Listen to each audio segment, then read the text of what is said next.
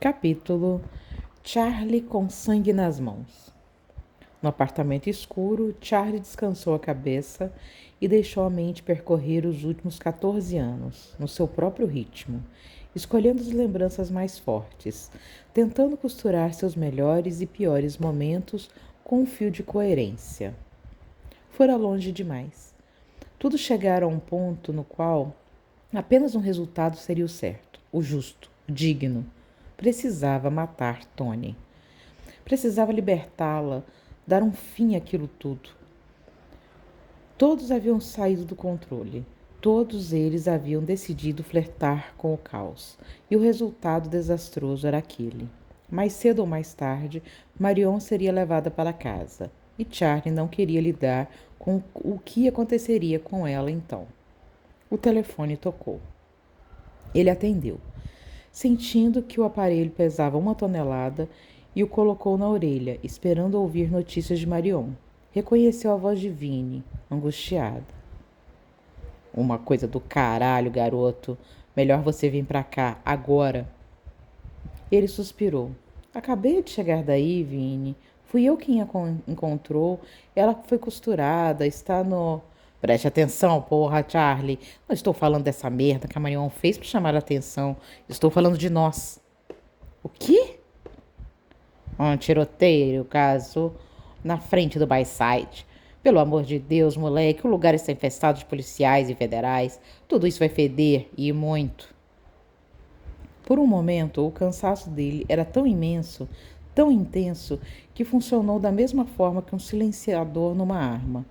Aos poucos, a notícia começou a fazer efeito, começou a fazer sentido. Espera, atacaram no Natal?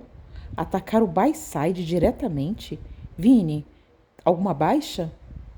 Frei, tomou num peito, garoto. Estava do lado de fora, fumando, quando o carro passou. Peraí, Frei está morto? Charlie, foi o que eu disse, preste atenção. A família está se mobilizando, chamando todos os soldados, todo mundo. Começou e precisamos de você aqui. Estou indo. Graham olhou para o visor do celular e viu que era Ray. Desculpou-se com os convidados e saiu da sala.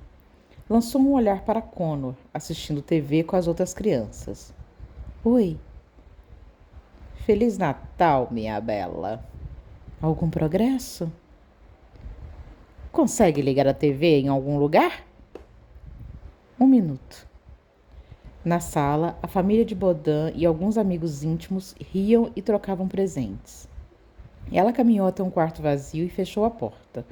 Ligou a TV na CNN. Estava lá, um tiroteio. Deixara 30 feridos e 4 mortos à saída do Bayside Cassino. Alguns especulavam que era um ataque terrorista. Outros davam a entender que era uma guerra da máfia. Ela sorriu. Chegou a hora, Ray. Estou no escritório. Onde você está? Sérvia. Vou ter 3 dias de Natal aqui com a família dele. Não vai poder ficar me telefonando. Relaxa. Estou com poucas pessoas aqui por causa do Natal. E isso é bom. Vou ficar de olho. Mas se conseguir, o que você quer nos próximos dias? Vai poder sair daí? Eu atravessaria o mundo atrás do meu presente, Ray. Sabe disso? É só me mandar uma mensagem. No frio, era difícil distinguir os rostos sobre os sobretudos e casacos grossos. Onde havia uma mancha preta de homens quietos, era um grupo dos Konich. Estavam nas 2 esquinas da quadra onde Charlie começara aquela jornada e onde nunca mais voltara desde então. Reconheceu o açougue de Rodelo, mas onde antes fora o Jim Flies, agora era um estabelecimento de tirar fotocópias. Na frente da lavanderia, um grupo conhecido olhou para Charlie enquanto ele se aproximava. Fumavam e falavam baixo. Vini, Mickey, acenou para eles e olhou para os outros 4 homens que vira por perto em certas reuniões, membros da família Konich biológica. Seus parentes distantes, Charlie, ele pensou com amargura. Tony está a caminho com Frank e Fabrício. Notícia de Marion? Fora Mickey quem falava. Parece que vai sobreviver. Você encontrou, Charlie? Tentou parecer frio. Sim, fui para a mansão com as ordens de Tony. Quando cheguei lá, ela tinha tentado. Eles não deram resposta. Charlie percebeu certa aflição no olhar de Mickey. Naquele momento, o Jaguar chegou. Tony mesmo estava dirigindo. Saíram ele, Frank e Fabrício. Não disse nada, apenas se dirigiu para a lavanderia. Todos seguiram em ordem hierárquica. Lá dentro, no espaço pequeno, os homens se aglomeravam, uns escolhendo ficar perto das paredes, outros próximos de Tony. Quando o último havia entrado, Fabrício fechou as grades do estabelecimento, produzindo um som de metal arranhando metal. Algumas tosses, então se fez silêncio. Tony tinha os braços cruzados e encarou os rostos ao seu redor. Grana, putas e ostentação, senhores. Ele falou numa voz alta, uma voz com colhões. Isso eu já sei quem sabe fazer. A hora chegou de mostrar quem está na família para o bem ou para o mal. A hora chegou de honrar a porra do código com o qual vocês têm se sustentado até agora. Um Bonini atacou meu carro, minha esposa e um dos nossos meses atrás. Foi paciente. Segui as regras impostas pelos Gnot. Ele suspirou. Charlie viu alguns rostos tão putos quanto os de Tony. Outros estavam apreensivos. No Natal, numa data sagrada, esses merdas escolheram me atacar no meu cassino. Sabe o que isso significa? Que não nos respeitam e que não temem a gente. Porque cometi um erro ao não retaliar a porra do primeiro ataque. Mas eu garanto, esses dias acabaram. Há 28 de vocês aqui agora. Eu quero uma execução por cabeça. Quero 28 cadáveres dos Boninis nas próximas 72 horas. A troca de olhares entre todos foi tensa, engessada. Charlie viu a loucura no plano de Tony, nos olhos de cada homem presente. Sentiu o ar parado. Ouviu alguns suspiros. Alguns, como Fabrício e Vini, assentiram. Tony continuou, aumentando a voz. Chegou a hora de me mostrar quem estão nessa para valer. Que são homens, que um ataque é um ataque a todos. Eu quero que os próximos dias sejam os mais sangrentos da história de Vegas. Quero corpos dos Bonini nas sarjetas, na strip, para apavorar turistas. Quero policiais chorando e vomitando nas ruas. Só estou disposto a aceitar 2 resultados para essa guerra. Em um, saímos vitoriosos e os Bonini não pisam mais em Vegas. No outro, eu morro. Mas a história vai se lembrar dessa semana. Vai lembrar-se de como os Konites retaliaram. Silêncio. Tony descruzou os braços e deu um passo à frente. Se há alguém nessa sala que não concorda com isso, sai agora da minha presença. Naquele momento, parou-se de respirar. Charlie sentiu o agito no ar quando um homem, que estivera nos fundos, moveu-se, passando entre outros até a porta. Alguns cochicharam palavrões em italiano para ele, outros apenas o fitaram com incredulidade. Quando chegou perto da porta, Fabrício abriu um pouco. Quando o homem esgueirou-se para sair, Fabrício moveu-se com 4 golpes rápidos. Levou alguns instantes para Charlie perceber que tinha um canivete na mão. Com a mão esquerda tampando a boca do homem, continuou enfiando a lâmina em suas costas. Não houve som enquanto isso foi feito, exceto o de tecido friccionado, e o homem cedeu os joelhos, caindo contra o chão com um som entorpecido. Fabrício fechou o punho e deslizou a face do canivete algumas vezes na manga do paletó para limpar o sangue, girando-o de um lado para o outro. Mais alguém? Perguntou Tony. Sem resposta, ele falou, calmo. Eu disse 72 horas. Estão esperando o quê? Moveram-se para sair. Tony chamou Charlie e Mickey com um gesto de 2 dedos. Até Fabrício e Frank se foram. E, quando fecharam a porta, os 3 homens ficaram sozinhos. Eu quero Bruno Bonini. E quero que vocês o peguem. Mickey pareceu enrijecer. Tony, se você quer isso, é direito seu. Só que, se me permite a pergunta, isso vai te causar problemas com as 5 famílias. Estou pouco me fodendo para 5 famílias, Mickey. Quero o Bruno morto. Charlie deu um tapinha de leve no ombro de Mickey e fez um gesto com a cabeça. Mickey o seguiu para a rua, onde alguns homens ainda fumavam e conversavam em sussurros. Entraram no carro de Charlie. No silêncio, Mickey falou: Merda, Charlie. Charlie pegou um palito da coleção que tinha no carro e enfiou na boca. Olhou para frente. Por que está tão relutante? Porque fiz um trato diferente com sua ex-namorada, pensou Mickey. Bruno Bonini é filho de um dos 5 homens mais poderosos da máfia. Foda-se, ele atirou em mim. Mickey balançou a cabeça. Ficou parecido demais com o Tony, Charlie. O que quer dizer com isso? Que isso não é pessoal, são negócios. E não é bom negócio matar Bruno Bonini. Bom, temos nossas ordens. Charlie olhou pelo retrovisor e viu mais homens indo embora. Por onde quer começar? Meu Deus, não sei. Vegas é pequena, mas não temos nada a nosso favor. Eles já estão esperando por isso. O que você tem de arma? Tenho a minha bereta, mas conseguimos a metralhadoras com o Vini, se quiser. Mickey olhava para frente, pensando. Charlie esperou. Tem um informante, Mickey falou em tom de confissão. Posso conseguir a localização e o itinerário de Bruno, mas não agora. Até às 10 da manhã acho que consigo algo. Era melhor do que dirigir por Vegas à procura dele, e Charlie sabia. Tá, vem me buscar às 10 no meu apartamento. Já leve as armas. Certo, Charlie. Charlie parou o carro na estripe e Mickey saiu, fechando o sobretudo perto do pescoço quando um vento bateu. Ele sabia que precisava dormir.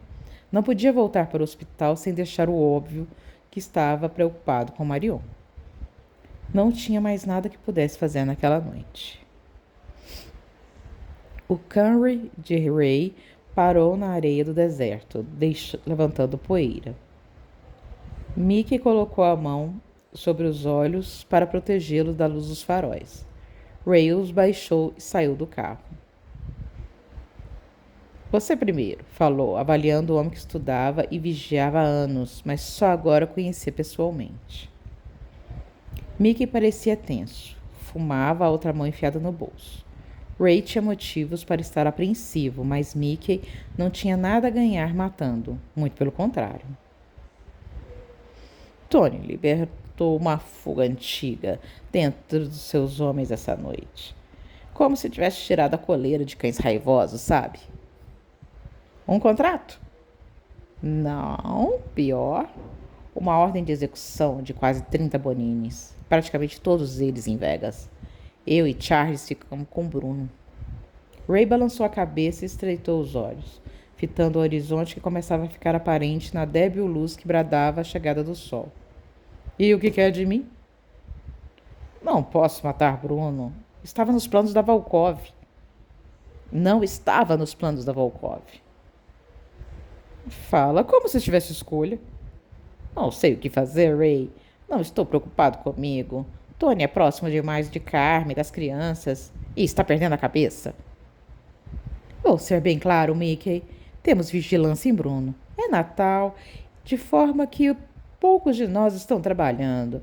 E mesmo sendo convocados por causa dessa merda de tiroteio, o escritório está uma zona, de forma que é fácil conseguir para você a localização e itinerário dele.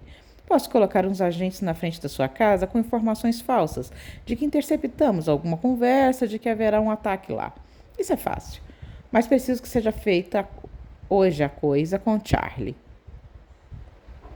Mande agentes para minha casa agora. Consiga meu paradeiro de Bruno até às 10.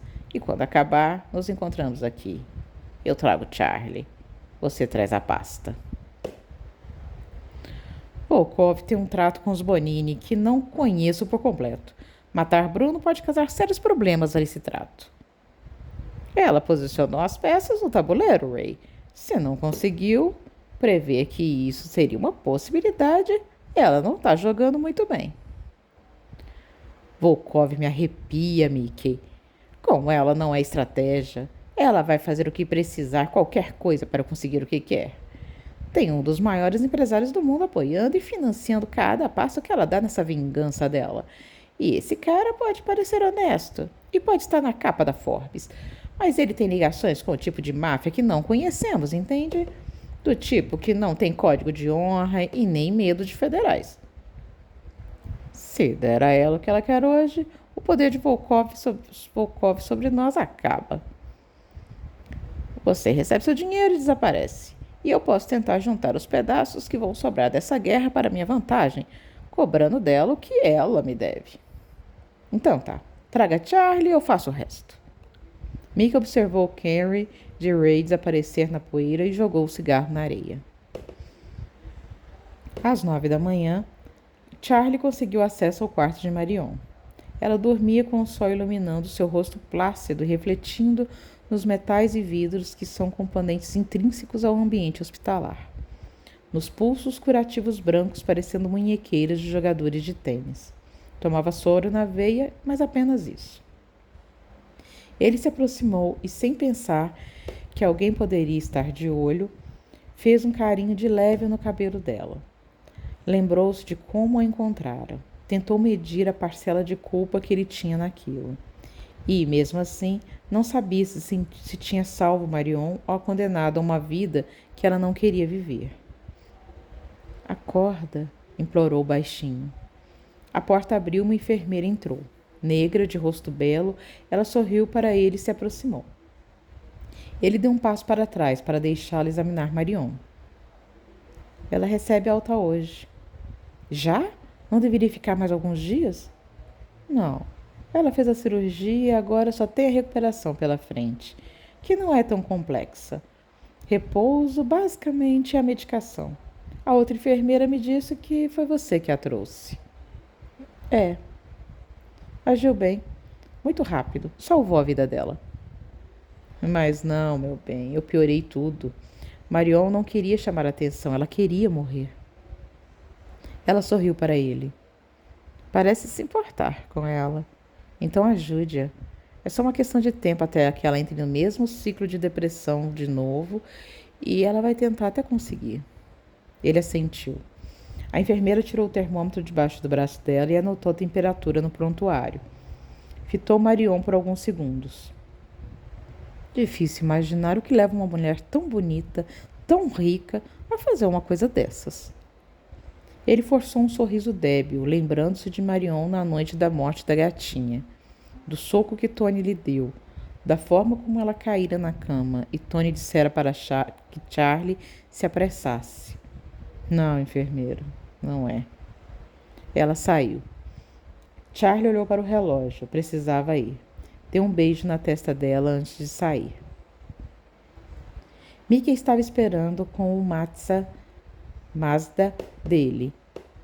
Charlie entrou e Mickey saiu do acostamento para a rua, em direção ao sul. Bruno está em Henderson, no The Resort.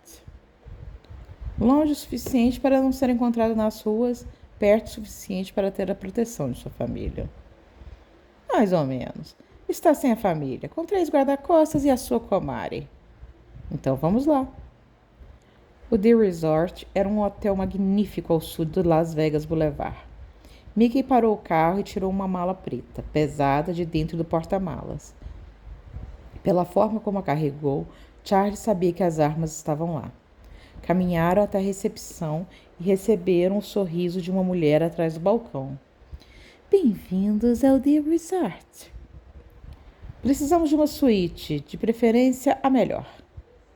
Ela consultou o computador com um sorriso com o som irritante do teclado. Tenho disponível a suíte piano, com 2 quartos e um bar. É uma das nossas preferidas. E tem a Resort Suite. Vocês estão juntos? Tá perguntando se somos viados? Charlie fez uma cara para ele. Um quarto para mais de uma pessoa ficar junto, tipo um grupo. Tem algo assim?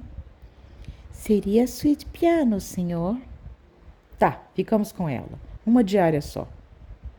Charlie afastou-se enquanto Mickey pagava e mostrava os documentos para o check-in. Olhou em volta e viu turistas, mas nenhum deles. Estava prestes a se virar quando viu uma mulher atravessando o hall, um segurança atrás dela. Tinha toda a configuração de uma comadre, bonita, exuberante, usando saltos altíssimos e um casaco de peles. Quando o segurança olhou em volta, Charlie viu o rosto e caminhou até um monstruário de virou o rosto e caminhou até um monstruário de joias. Pelo reflexo do vidro, viu que os dois entraram num elevador. Quando as portas fecharam, Charlie caminhou depressa até lá. O ponteiro marcou uma parada no 5º andar e depois voltou a descer. Mickey estava atrás dele quando ele se virou. Acho que está no 5º. Viu uma mulher com jeito de comadre. Pode ser nada, mas pode ser algo. Mickey lhe entregou o cartão do quarto. Eu vou. Você sobe para o nosso quarto. Te encontro lá. No quarto, decorado com bastante madeira clara e tons de bege, Charlie ligou no noticiário local. Ainda falava-se sobre o atentado, e ele ficou surpreso quando sentiu uma pontada de pena ao ver a fachada do Bayside transformada em cena de crime. A foto de Tony apareceu na tela e diminuiu para ficar atrás de uma âncora com expressão séria.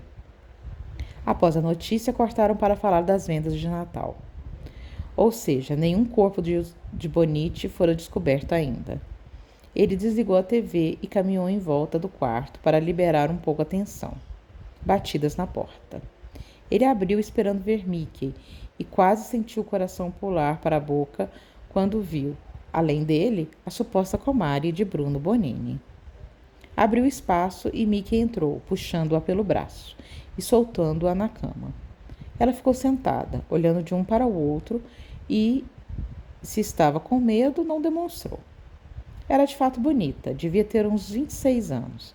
Pele branca, cabelos castanhos cheios de mechas mais claras e brincos gigantes de argolas. Maquiagem demais. Pirou? Charlie perguntou, tentando dimensionar o tamanho da merda no qual se encontrava. Improvisei. É ela, sim. Como se livrou do guarda-costas? Seguiu os dois até o spa. Ela quis ficar sozinha lá e ele foi embora. Não estão esperando um ataque tão cedo, isso ficou óbvio. Charlie cruzou os braços, olhando para ela. Ou tem tanto apoio dos Gnut que nos subestimam completamente. Isso me deixa em dúvida sobre a fidelidade de Frank. Isso é um problema que resolveremos depois. Qual é o seu nome? Charlie perguntou para ela. Robbie. Está numa suíte aqui com Bruno Bonini. Quero saber quantos outros estão aqui com vocês. Ela olhou em volta do quarto. Charlie fechou a mão, fingindo que ia dar um soco nela. Ela se encolheu um pouco. Só 3 seguranças. Por que só 3? Ela lambeu os lábios, melados de batom. Bruno não está esperando nada desse tipo. Só me disse que seria bom passarmos uns dias afastados, mas não era nada demais. Onde ele está nesse exato momento, Robbie? No quarto. Estava tomando banho quando eu saí. Disse que ia dormir um pouco. Íamos jantar às 7 no Marinos, aqui no hotel mesmo. Por que está me contando tudo tão fácil? Porque não quero me machucar. Só quero que me deixem sair daqui, tudo bem? Tá, fica quietinha aí e deixa a gente pensar. Eles se afastaram dela o suficiente para mantê-la à vista, mas sem poder escutá-los. Mickey suava. Charlie notou a areia do deserto em seus sapatos, mas não falou nada. Podemos usá-la?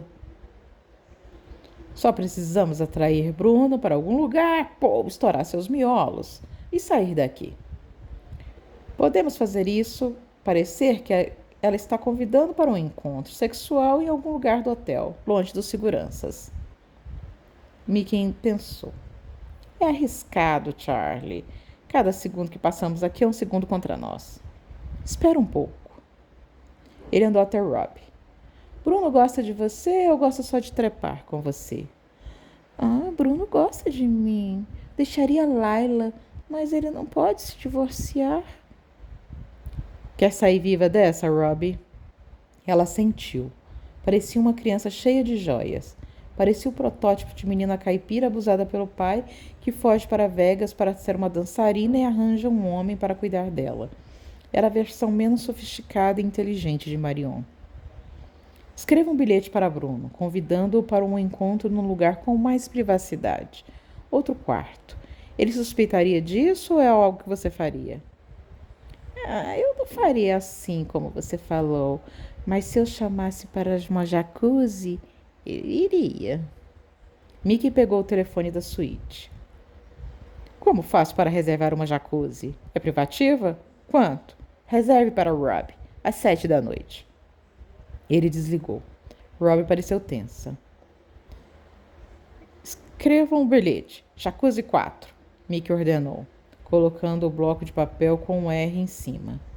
Ela pegou o bloco, pegou a caneta e escreveu, usando a cama como apoio. Meu belo, estou fazendo compras. Queria algo especial para nós hoje. Me encontra na jacuzzi 4 às 7. Sei que fica com fome depois. Aí jantamos. Prometo estar bem molhada quando você chegar. Charlie e Mickey trocaram um olhar. Ela entregou o bilhete com a cabeça baixa. Charlie o pegou. Vou mandar para o quarto dele com flores. Você mandaria flores? Sim, peônias, as preferidas da mãe dele. Já volto, Mickey. Charlie saiu. Mickey se sentou à mesa, colocou a arma na superfície e fitou Rob. Ela tirou o casaco de peles, revelando que usava um vestido de tecido fluido, sem costas. Ele olhou para as pernas bem torneadas, depois desviou o olhar. Vai matá-lo? Não, mentiu ele. Só queremos fazer umas perguntas para ele. Ela fez uma cara de quem não acreditava. Sabe, quando isso acabar, ela suspirou, vou ficar sozinha. Eu não quero ficar sozinha. Mike a observou. Sou uma boa comadre, Mike, ela disse sem rodeios. Ai, desculpa, Mickey. Sou uma boa comadre, Mickey, ela disse sem rodeios. Ele entendeu.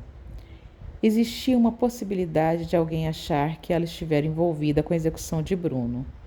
No caso, era melhor para ela estar com a família Konishi do que não estar com ninguém para que pudesse protegê-la. Ela escorregou do colchão ao carpete, ficando de 4. Engatinhou até ele devagar. Ele não se mexeu. Pensou na caligrafia redonda dela. Prometo estar molhada. Ela sorriu, erguendo o corpo, as mãos no joelho dele. A sua é mais bonita do que eu? Ele murmurou, já intoxicado por ela. Não, não é, Robbie. Seja como for essa noite, estamos aqui agora. Quero ver você relaxar. Ela abriu o zíper da calça dele. Mickey não se moveu para impedi-la. No carro de Mickey, Charlie olhou para os dois. O subchefe acelerava pelas ruas periféricas, suado, o sangue de Bruno Bonini no seu terno. Ela estava com os cabelos molhados, envoltas no maldito casaco de peles, usando um biquíni de oncinha por baixo e descalça. Matar alguém tão importante tem o preço de ter que olhar por cima do ombro toda vez que levanta para mijar. Mickey escolheu pagar o preço, esperando atrás das plantas decorativas e rosqueando o silenciador da pistola, enquanto Bruno apareceu na jacuzzi e agarrou Robbie por trás. Esperou o namoro começar dentro d'água e se aproximou pelas costas. Ela não reagiu. Mickey enfiou 2 balas na cabeça de Bruno e Robbie deslizou para sair debaixo dele, sem gritos, sem alarde. Como uma profissional, ela enxugou a pele com uma toalha, vestiu o casaco e seguiu Mickey para fora dali. Calculavam que se levaria pelo menos 1 hora até que o corpo de Bruno fosse encontrado. Até lá, estariam longe. Charlie também sentiu que algo acontecera entre eles. Mickey não chegou a explicar o motivo de ter levado Robbie com eles, o que indicava que já tomara sua decisão. Meu Deus, ele pensou, olhando para o rosto endurecido e frio dela. Deve ser boa mesmo nisso. Foi no silêncio que chegaram até o apartamento de Charlie. Não precisavam conversar sobre o que acontecera naqueles dias. As ações dos dois estavam fora de controle. A adrenalina baixara para um nível tolerável e fora balanceada pelo sutil conforto de saberem que haviam cumprido a ordem de Tony e que, por um tempo, pelo menos, estavam do lado mais forte. Quando Charlie fez menção que ia sair, Mickey falou: "Não tenho um lugar seguro para ela ainda, Charlie, e preciso conversar com você. Rob pode ficar aí por algumas horas, por favor? No meu apartamento? É seguro." O quanto aquilo poderia complicar sua situação. Ele não conseguia mensurar. Deu de ombros e esticou a mão para Rob, que saiu do carro.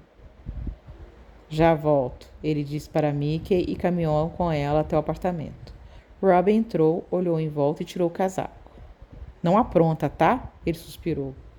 "Só vou tomar um banho e dormir um pouco." "Não durma nua na minha cama. Não quero me envolver nessa merda. Use uma das minhas camisetas. Tem comida na geladeira." Ele trancou a porta e voltou para o carro. Ao entrar, fitou Mickey. Mickey olhava para baixo, o terno ensanguentado. Falou baixo: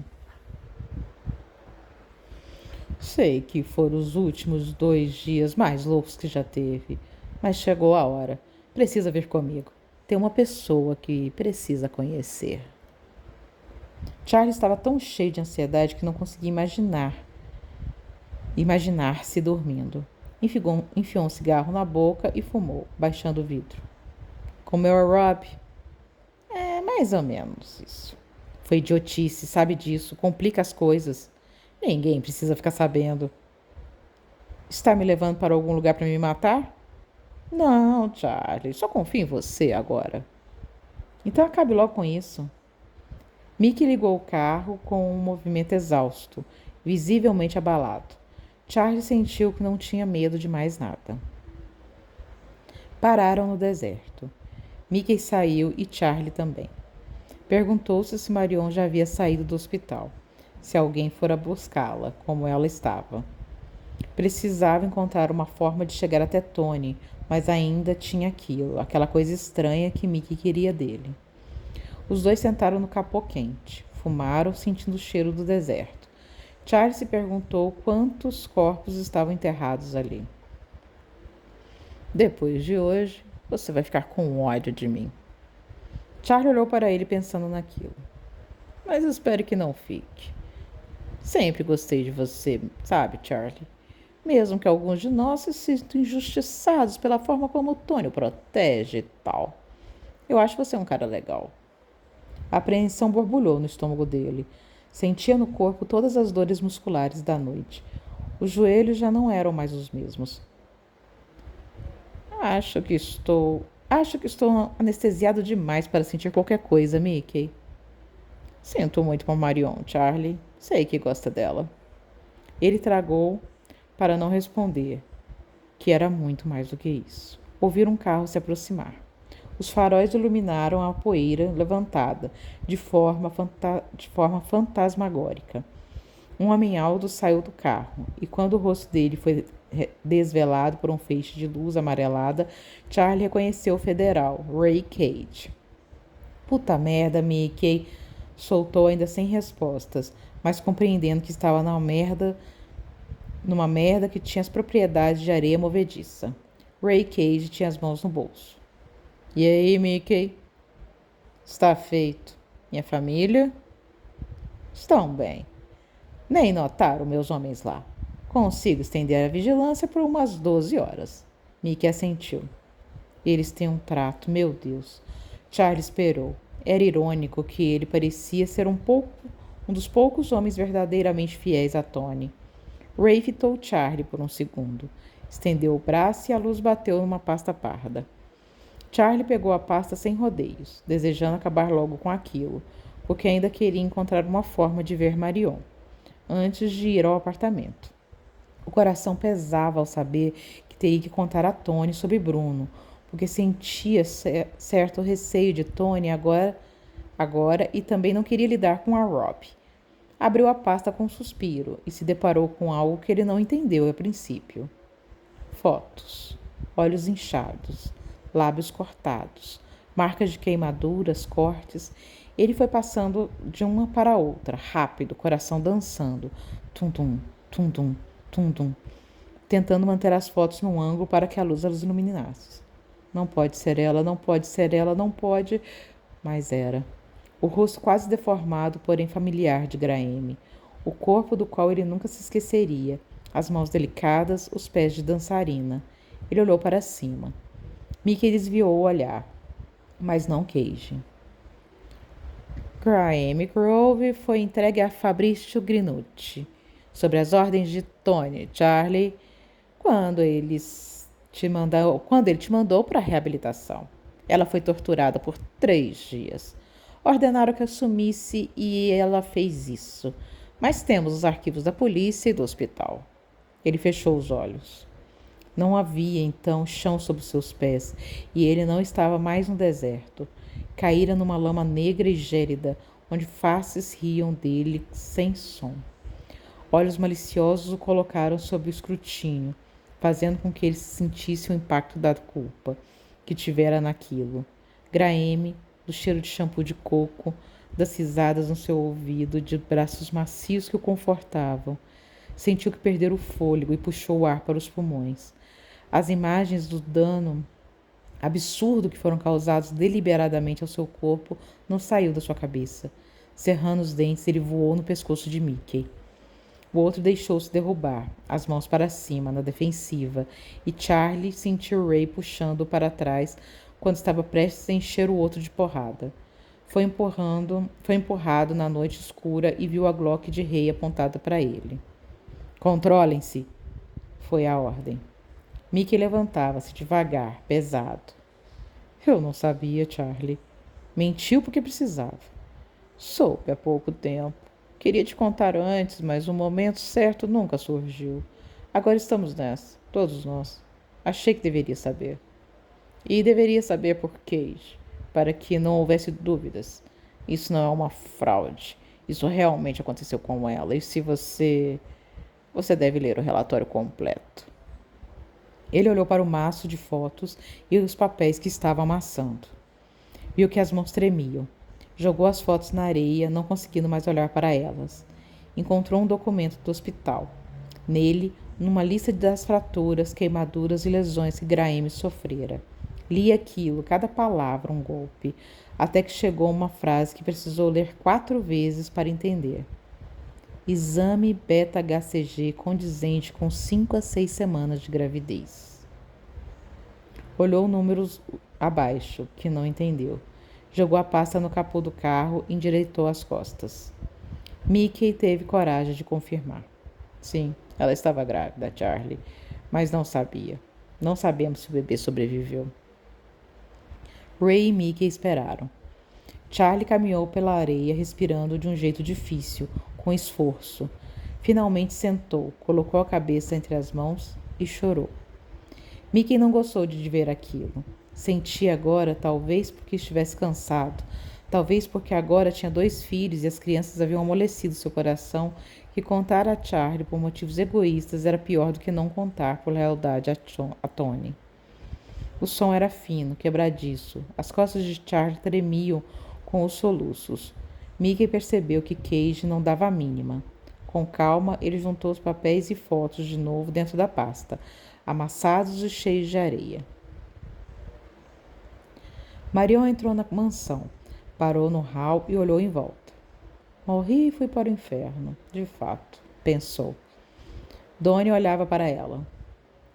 Sugiro que se deite e descanse, senhora Conite. Vou precisar deixar você aqui. Estamos numa situação de emergência e preciso sair.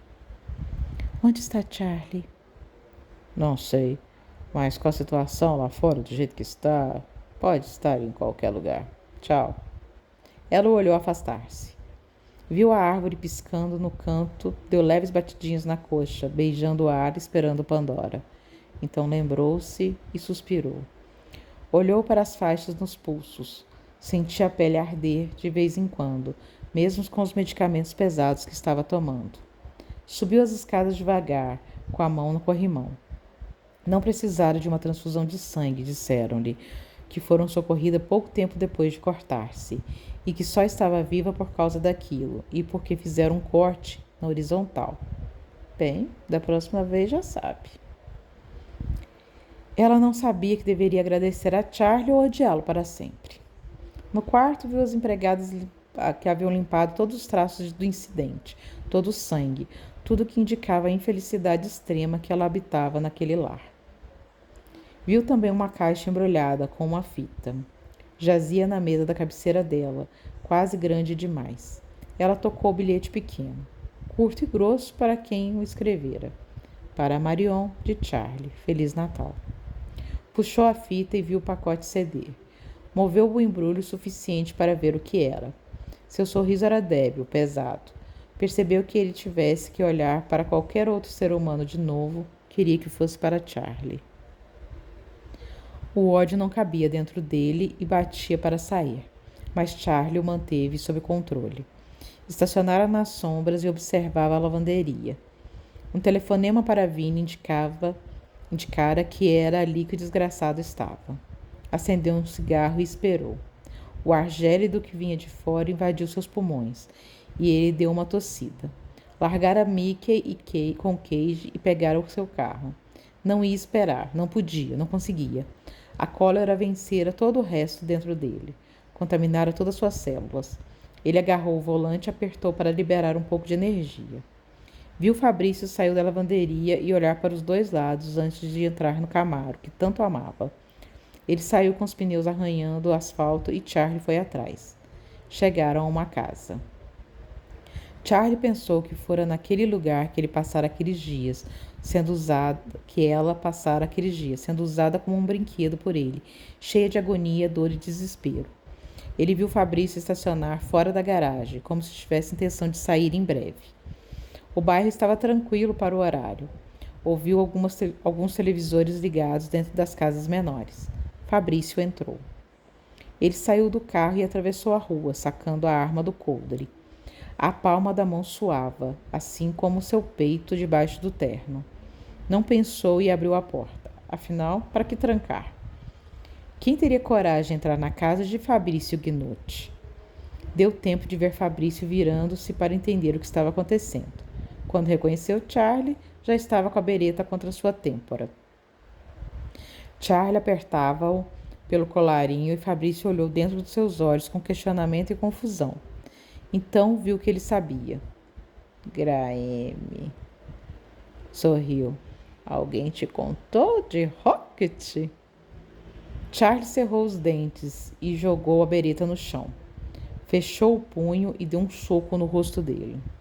Fabrício caiu no piso acarpetado. Charlie lhe deu um chute na barriga que o fez se dobrar. Depois um chute no rosto. Ouviu os gemidos de dor e ofegou, gritando dentro da própria cabeça aquilo que queria berrar. Para o desgraçado. Oh, Charlie. Fabrício tinha as mãos na barriga, tentando segurar a dor, suavizá-la. O que você quer que eu diga? Levanta, filho da puta. Fabrício virou no chão e se pôs de pé, com movimentos bruscos e doídos. Foi para cima de Charlie com a força de 100 homens, e os dois caíram em cima de uma mesa que espatifou. Sentindo os cacos de vidro contra as costas, Charlie distraiu-se e levou um soco que o desconectou do momento e o jogou num limbo negro e faiscante por alguns segundos. Precisava voltar. Tentou um soco que foi aplacado por Fabrício e tentou outro. Percebeu que o adversário estava sentado em cima dele e que agora, com a boca cheia de sangue, ria. Foram ordens do chefe, seu idiota. O chefe cujo saco você puxa como um cachorrinho perdido. Foi ele que mandou que trouxesse a piranha pra cá. Eu só fiz o que deixaram. Sua briga não é comigo, seu merda, é com o Tony. Fabrício fechou o punho e desferiu um golpe tão rápido no rosto de Charlie que ele quase apagou. Sentiu o corpo ficar mole e não teve força nos braços para colocá-lo no rosto. Não precisava. Sentiu a dor aguda por baixo de uma bola gigantesca de entorpecimento e sabia que o nariz estava quebrado. Quando respirou, sentiu algumas gotas de sangue esguicharem da narina. Fabrício estava levantando-se. Charlie esticou o braço, mas a bereta estava longe. Não conseguia respirar direito. puxou o ar com a boca e tentou se firmar o suficiente para levantar-se. Ouviu o som de carrinho. Olhou para cima e viu que Fabrício estava mexendo em um aparelho de TV. Precisa se levantar. Não tinha forças, estava exausto. Então ouviu berros femininos e aquilo despertou. Olhou para a tela. Meu Deus, ela era ela. Foi aí a segunda noite. Por isso ela já está meio acabada. Não olhe, não olhe. Os berros de Graeme eram estridentes. Charlie foi burro o suficiente para focar na tela e ver que ele a amarrara com uma técnica elaborada de bondage, de forma que ela ficava presa com as mãos para trás, puxada para os tornozelos. Nua, ela tinha sangue seco numa camada fina e fosca nas pernas. Os pés estavam imundos. O rosto já fora machucado demais. Ela gritava quando ele se aproximava, também nu, ereto, e jogava água nela. Charlie notou a fumaça que saía da água quente o suficiente para causar uma dor potente, mas não deformar a pele. Fabrício fumava na fita, calmo, observando. Quando se aproximou, tinha o mesmo olhar divertido. Cara, ela nem lutou. Foi mansinha. Entrou sem um pingo de vazio. Perdeu o equilíbrio. E Charlie caiu para o lado quando Charlie usou a pouca força que tinha para dar um cinzeiro pesado na têmpora dele. Levantou-se rápido e deu um passo para Fabrício, quando ouviu o som familiar de uma arma sendo engatilhada, o clique suave da Glock de Ray. Estava com os 2 outros homens entrando na casa com armas parecidas. Não eram do FBI, estava na cara. Pareciam europeus. Charlie, dê um passo para trás. Vamos lá. Ele esperou. Queria matá-lo. Os berros de Graeme no vídeo diziam que valia a pena, mesmo se levasse um tiro de Ray. Ray andava de lado, sem tirar Charlie da mira. Ele é meu. Sinto-o muito. Lançou um breve olhar para o vídeo e, por um momento, não conseguiu esconder sua aversão ao que estava vendo. Olhou para um dos capangas. Desliga aquela merda e me dê a fita. O cara foi até o aparelho. Um outro pegou Fabrício pelo terno e o levantou.